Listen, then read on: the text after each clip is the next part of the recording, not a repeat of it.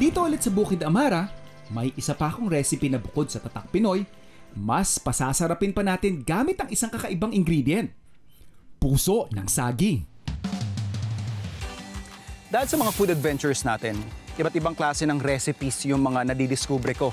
At syempre, nakukuha ko doon sa mga tinatawag nating mga eksperto. And one time, nakilala ko si Ate Jen. Naituro niya sa akin itong ginagawa nating recipe ngayon. Kung tawagin nila, ay sinigang na dalag sa puso ng saging. So hiwain lang natin yung ating puso ng saging. At syempre yung iba pa nating mga sahog.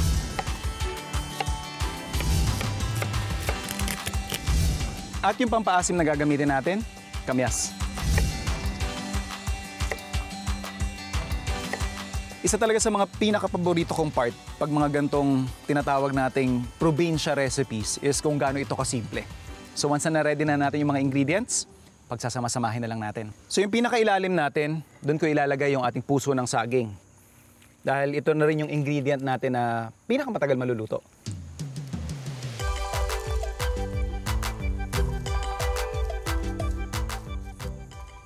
Saka ko ilalagay yung ating dalag.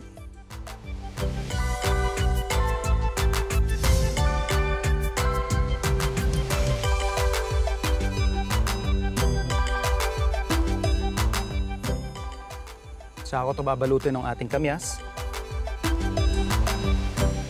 bawang, sibuyas, yung ating kamatis, yung ating sili.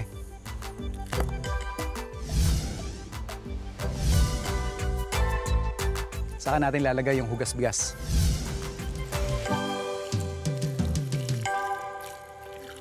Sasalang na natin. So, bibigyan ko lang to siguro mga at least 1 oras hanggang 1 kalahati.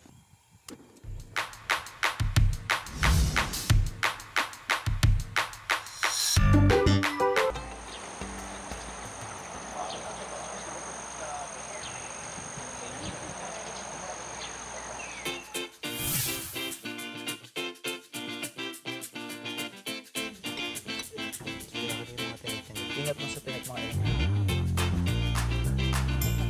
Go. Please.